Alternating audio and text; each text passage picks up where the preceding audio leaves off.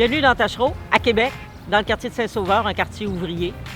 Je suis en compagnie d'Émile Grenier-Robillard, qui est avec moi pour parler de ce qui s'est passé ici, sur ce coin de rue, Saint-Vallier et Saint-Joseph-Bagotte, en 1918. Alors, on se ramène un peu à la Première Guerre mondiale. Les pertes sur le front européen sont catastrophiques et le Canada n'arrive pas à remplir ses régiments pour continuer à amener les guerres contre les Allemands. Ils vont donc instaurer une politique de conscription. Donc, en gros, on pige un numéro et si on a de la malchance, on est envoyé comme chair à canon en Europe. Or, cette conscription marche très mal chez les Canadiens français qui ont un peu à travers le cœur le fait de ne pas avoir le droit de parler en français à l'armée et d'aller combattre pour l'Empire britannique. Alors, ils envoient des spotters. Ça, c'est bien connu, c'est nos aînés parlent-leur des spotters.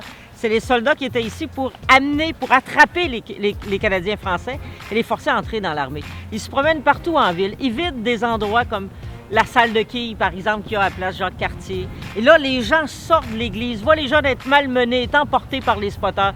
Les gens se rebellent à cause de la façon dont on traite leur fils. Qui commence à dégénérer. À travers les derniers jours du mois de mars, on voit de nombreuses manifestations avoir lieu à travers la ville de Québec, que ce soit dans la Basse-Ville, dans Saint-Roch, pas loin de l'Assemblée nationale également. Des manifestations qui rassemblent jusqu'à 15 000 personnes qui commencent à réclamer la libération des jeunes qui sont sur le bord d'être envoyés à l'armée ou qui sont emprisonnés à la citadelle.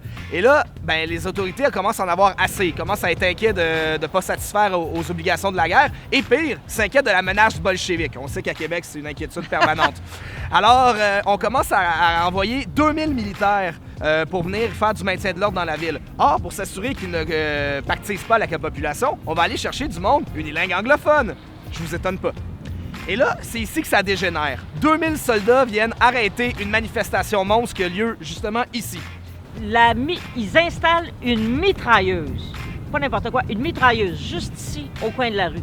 Les gens sont amassés ici et tout à coup, l'officier en charge leur dit de se disperser. Mais il le crie avec sa voix comme ça, en anglais, dans une immense manifestation. Évidemment, les gens n'entendent pas, ils parlent pas anglais. Ils se virent vers ces soldats et disent « shoot to kill ». Tirer, et ils ont tiré à la mitraillette et ensuite à fusil sur les gens du quartier. 75 personnes minimum ont été blessées, 4 morts, dont un jeune de 15 ans. Ce qui est absolument scandaleux dans cette situation-là, c'est que non seulement de tirer à la mitrailleuse sur une manifestation pacifique, mais c'est le rapport du coroner qui va être ensuite expurger les détails les plus sanglants. Ce qu'il faut comprendre, c'est que les 4 morts ont été retrouvés avec des balles explosives. Pour vous donner une idée, on appelle ça des balles Dum-Dum. Ces ballons ont été interdites par les conventions de La Haye. Depuis des années, on les utilisera à nulle part pendant la Première Guerre mondiale parce qu'elles sont considérées comme barbares, inhumaines et intolérables pour la civilisation chrétienne. Et là, on se retrouve que le seul endroit où c'est utilisé pendant la Première Guerre mondiale, c'est sur des Canadiens français qui manifestaient pacifiquement. Le quartier de Saint-Sauveur a conservé la mémoire de ces événements-là. On a ici un monument qui a été mis exactement à l'endroit de la manifestation. Et c'est un monument qui a été fait par Aline Martineau, artiste très connue. Et à chaque fois qu'il y a des événements à Québec, dans le quartier, on nomme ces gens-là. Ils sont décédés sous les balles. Honoré Bergeron, 49 ans, père de 6 enfants, simple menuisier. Alexandre Bussière, 25 ans, jeune marié, mécanicien au CN. Édouard Tremblay, 23 ans, un célibataire, un étudiant. Mort au bout de son sang parce qu'il n'a pas reçu de soins. Et enfin, imaginez, Georges Desmeules, 14 ans, fils d'ouvrier, atteint en plein cœur d'une balle explosive. Évidemment, il y a une commission d'enquête sur les événements qui va être déclenchée dans les prochains jours. Un tel massacre ne passe pas inaperçu à travers le Canada. Problème avec ces commissions d'enquête qui suivent la grande logique qu'on suit encore aujourd'hui. En fait, il n'y aura aucun blâme, aucune critique sera apportée à personne et on va même couper du rapport le bout sur les balles explosives, considéré comme par trop choquant.